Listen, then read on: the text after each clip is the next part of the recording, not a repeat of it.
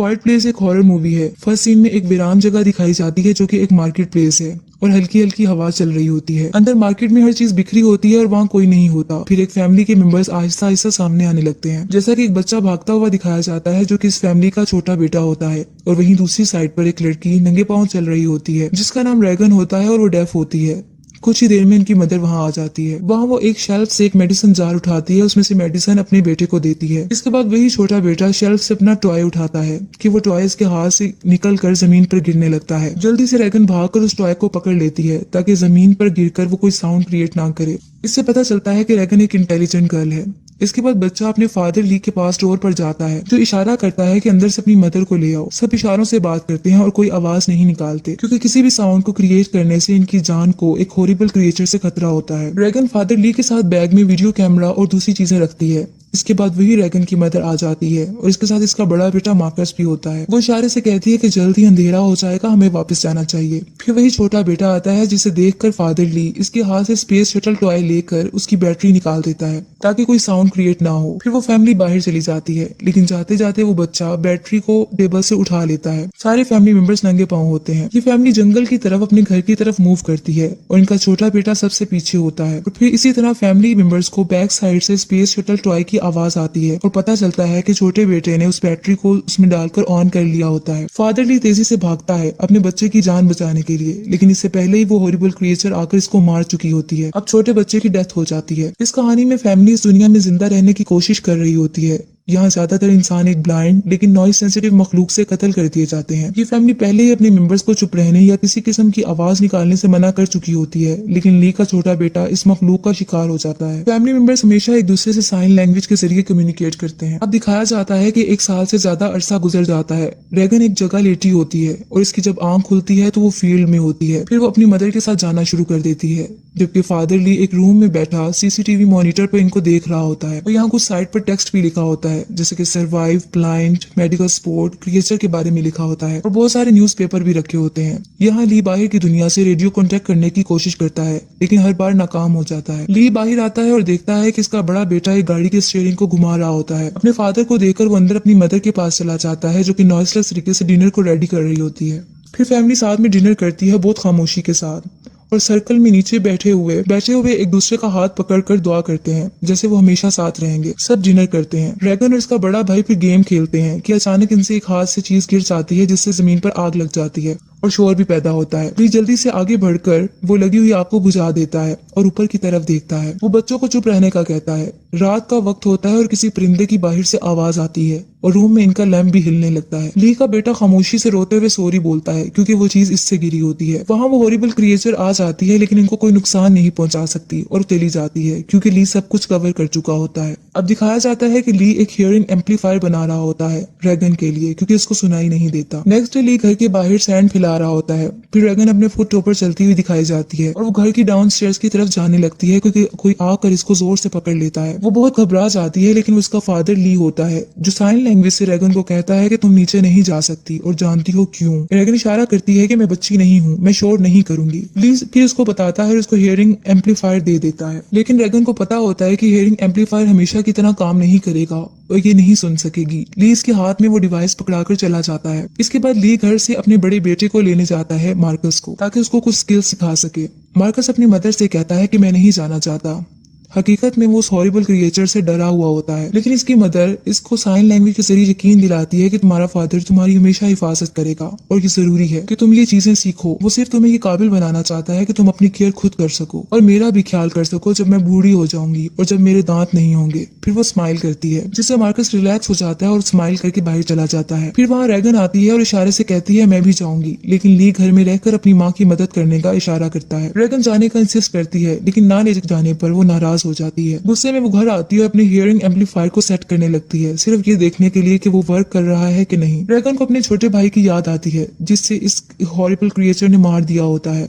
Dragon बाहर जाने के लिए अपना बैग तैयार करती है। दूसरी तरफ ली मार्कस को एक दरिया के पास मछलियां पकड़ना सिखा रहा होता है। पानी के बहने की दरिया में बहुत ज्यादा आवाज आ रही होती है। ली एक मछली पकड़ लेता है और मछली के उछलने से आवाज आती है और मार्कस बहुत डर जाता है। इशारा करता है कि हॉरिबल क्रिएचर हमें सुन ना ले, लेकिन ली इशारे से बताता है कि दरिया के पानी की आवाज बहुत ज्यादा है और ये हल्का सा साउंड वो नहीं सुन सकेंगे। तुम यहाँ सेव हो। मार्कस फिर अपने फादर से बात करता है कि रैगन आपने क्यों नहीं आने दिया रैगन को। वो पूछता है कि आप छोटे भाई की डेथ का ब्लेम इससे करते हैं, तो ली नो कहता है। मार्कस कहता है कि रैगन खुद को ब्लेम करती है जो हुआ। फिर ली कहता है इसमें किसी की गलती नहीं थी, वो मेरी बेटी है। इसके बाद बाप बेटा दोनों जंगल में होते हैं। वहाँ इन्हें एक बूढ़ा आदमी नजर आता है और वो आदमी बहुत डरा हुआ होता है। उसके करीब एक आदमी खून से भरा हुआ जमीन पर गिरा होता है। ली इस ओल्ड मैन को चुप रहने का कहता है, लेकिन वो चिल्ला देता है गम से। इस दौरान जल्दी से ली मार्कस को एक तरफ ले जाता है और दरख्त के पीछे छुपा देता है। फिर वो हॉरिबल क्रिएचर वहां पहुंच जाती है और उस ओल्ड मैन को कत्ल कर देती है और मार देती है। घर में रैगन की मदर बेसमेंट की तरफ आ रही होती है कि इसका पाँव एक स्टेयर्स में लगे नेल के ऊपर आ जाता है, जो कि इसके पाँव में चला जाता है, जिससे इसे बहुत ज्यादा दर्द होता है। वो हाथ में पकड़ा हुआ ग्लास फ्रेम छोड़ देती है और वो जमीन पर गिर जाता है, जिससे साउंड क्रिएट होता है। फिर वो जल्दी से अपना पाँव नेल से निकाल कर नीचे आती है और रेड सिग्नल्स को जला देती है, क्योंकि इसे पता होता है कि वो हॉरिबल क्रिएचर साउंड से अलर्ट हो गई है। इस बेसमेंट से ऊपर वो खौफनाक मखलूक उसे नजर आ जाती है। वो बहुत घबरा जाती है लेकिन खामोश रहती है। वो रो रही होती है लेकिन कोई आवाज नहीं निकालती। इस खौफनाक क्रिएचर की आवाजें मुसलसल आ रही होती हैं। जब ली और मार्कस अपने घर की तरफ आते हैं तो घर रेड लाइट में होता है, जिससे समझ आ जाती है कि रैगन की मदर बहुत ज्यादा खतरे में है। वो खौफनाक क्रिएचर इसे ढूंढ रही होती है और अपनी साउंड सेंसेस को यूज कर रही होती है कि अचानक से अलार्म बेल बजती है और वो खौफनाक मखलूक वहां बढ़ती है। घर से बाहर ली मार्कस को टॉर्च और रॉकेट देता है और इसे आगे जाने का इशारा करता है और कहता है कि मुझे तुम्हारी जरूरत है, तुम साउंड क्रिएट करो जो कि लाउडर हो, तुम्हारी माँ को भी तुम्हारी जरूरत है। मार्कस बहुत ज्यादा डरा हुआ होता है लेकिन मान जाता है। वो हॉरिबल क्रिएचर अभी भी घर में ही होती है। मार्कस जल्दी से जाकर घर के बाहर रॉकेट को जला देता है, जिससे एक फायर वर्क होता है और बहुत ज्यादा लाउडनेस होती है और साउंड क्रिएट होता है। ये क्रिएचर इस साउंड को सुनकर उसकी तरफ मूव करती है। अंदर ली अपने गन लेकर चला जाता है और अपनी वाइफ के पास पहुंच जाता है। वो देखता है कि इसकी जान बच गई है, लेकिन इसके हाथ में एक न्यू बॉर्न बेबी होता है। मार्कस अभी घर से बाहर ही होता है, लेकिन मार्कस जल्दी से भागने लगता है। उसे ऐसा लगता है कि हॉरिबल क्रिएचर इसका पीछा करती है और वो फील्ड में से गुजरता है। अंधेरे में वहां रैगन पहुंच जाती है और उसे मार्कस की टॉर्च पड़ी हुई नजर आती है। इसी दौरान वो खौफनाक मखलूक रैगन के पीछे आकर खड़ी हो जाती है। रैगन अपने एम्पलीफायर से साउंड सुनने की कोशिश कर रही होती है, लेकिन उसको सिर्फ विसल की आवाज आ रही होती है। उस तरह वो क्रिएचर भी सुनने की कोशिश कर रही होती है साउंड, लेकिन नहीं सुन पाती। इसके बाद वो क्रिएचर वहां से चली जाती है। अब रैगन वहां पड़ी टॉर्च की तरफ बढ़ती है और उठाने लगती है, तो इसका हाथ कोई पकड़ लेता है। वो बहुत डर जाती है, लेकिन वो मार्कस होता है। दोनों बहन भाई गले लग जाते हैं। घर के अंदर रैगन की मदर ठीक होती है, जबकि न्यूबॉर्न बेबी को ऑक्सीजन मास्क लगाकर साउंड प्रूफ बॉक्स में बंद कर दिया जाता है। रैगन की मदर मार्कस के बारे में पूछती है और ली बताता है कि मार्कस जहाँ रॉकेट चलाया था वहाँ होगा और वो सही है। जबकि रैगन की माँ कहती है कि रैगन समझदार है, वो खुद को खुद सेव कर रख सकती है। फिर वो ली को कहती है कि मुझसे वादा करो तो मेरे बच्चों की हिफाजत करोगे। फिर ली बाहर चला जाता है। अब घर में रैगन की मदर अकेली होती है, क्योंकि ली बाहर जा चुका होता है। थोड़ा वक्त गुजर जाता है, उसके साथ उसका बेबी भी होता है। पानी का पाइप फिर दिखाया जाता है कि टूट गया है और बेसमेंट में पानी आने लगता है। फिर ये दिखाया जाता है कि रैगन अपने बेबी के साथ वहीं होती है कि अचानक से वहां वो हॉरिबल क्रिएचर पहुंच जाती है और वो पानी में होती है, जो कि साउंड को डिटेक्ट कर रही होती है। वो क्रिएचर रैगन की मदर के सामने होती है, जिससे रैगन की मदर बहुत ज्यादा डर जाती है, लेकिन मुंह से एक लफ्ज भी नहीं निकाल सकती। और उसे ये भी डर होता है कि बेबी रोने ना लग जाए और इस क्रिएचर को अलर्ट ना कर दे। दूसरी तरफ रैगन मार्कस के साथ ग्रीन सॉइल वाली जगह पर होती है और वहाँ वो आग जलाते हैं ताकि फादर ली इसे देखकर इन्हें ढूंढ ले। फिर वो रैगन वहाँ से निकलने का कहती है, लेकिन मार्कस मना कर देता है। फिर अचानक मार्कस चल रहा होता है तो इसका पाँव एक जगह के अंदर चला जाता है, जिससे वो नीचे एक डोर से लटक जाता है, जो कि हैश डोर होता है। रैगन इसे मूव करने से मना करती है, क्योंकि मूव करने से डोर की आवाज आती है। थोड़ी देर में हैश डोर जमीन पर गिर जाता है, जिससे एक लाउड नॉइस आता है और इस तरह इस हॉरिबल क्रिएचर की जो अटेंशन होती है वो रैगन की मदर से हटकर इस नॉइस की तरफ चली जाती है और वो इसकी तरफ मूव करती है। मार्कस जहाँ गिर जाता है, रैगन मार्कस के पीछे जंप कर देती है और कॉर्न में गिर जाती है। इसका दम घुटने लगता है। मार्कस बाहर आ जाता है और रैगन का हाथ पकड़ के इसको बाहर खींचता है। कुछ ही देर में वो हॉरिबल क्रिएचर इन दोनों के सामने होती है, लेकिन ये हैश डोर का डोर अपने ऊपर रख लेते हैं और कोई आवाज नहीं निकालते, जिसकी वजह से वो हॉरिबल क्रिएचर उस साउंड को डिटेक्ट नहीं कर पाती और वहां से चली जाती है। आखिरकार ली अपने दोनों बच्चों को तलाश कर रहा होता है और ढूंढ लेता है। दोबारा इस हॉरिबल क्रिएचर की आवाज आती है। ली दोनों बच्चों को पिकअप ट्रक में छुपने का कहता है और वो चले जाते हैं। ली अपनी कुल्हाड़ी लेता है और इस मखलूक की तरफ बढ़ता है और उस पर अटैक कर देता है, लेकिन वो क्रिएचर ली को दूर फेंक देती है। मार्कस वो पिकअप ट्रक से निकलकर जोर से आवाज डैड की लगाता है, लेकिन जल्दी से दोबारा अंदर चला जाता है। हॉरिबल क्रिएचर डैड की आवाज से अलर्ट हो जाती है और पिकअप ट्रक की तरफ बढ़ती है और वहां के जाके ग्लास विंडो तोड़ देती है और उस ट्रक को जोर जोर से हिलाती है। दूसरी तरफ ली जख्मी हालत में अपनी एक्स को दोबारा उठाता है और हिम्मत करके अपनी तरफ उसकी तवज्जो करता है और ड्रैगन को इशारा करता है। सिर्फ ली अपनी बेटी को ये बताना चाहता है कि वो हमेशा इससे प्यार करता है और उसने हमेशा ऐसा किया है। ड्रैगन ये देखकर खुश हो जाती है और स्माइल करती है।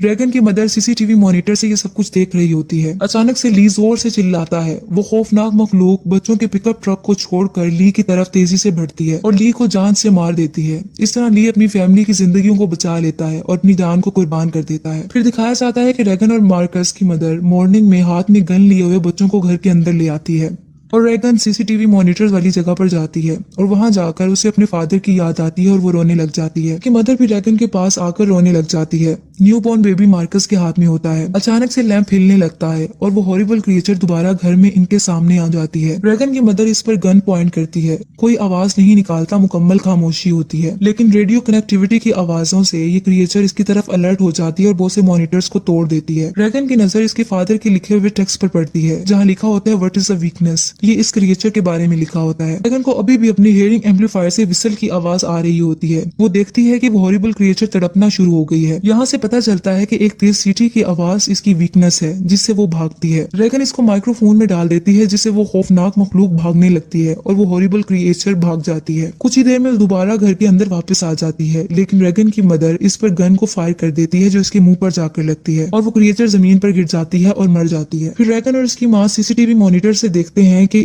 अभी भी बाहर क्रिएचर वो वाली होती हैं। हॉरिबल क्रिएचर बाहर भाग रही होती हैं। ड्रैगन की मदर ऐसा इशारा करती है और स्माइल देती है, गन को सीधा कर लेती है, लेकिन दोबारा माइक्रोफोन में वो एम्पलीफायर सेट कर देती है। इससे जाहिर होता है कि ड्रैगन को इनकी वीकनेस का पता चल जाता है जिससे इनकी जान बच जाती है।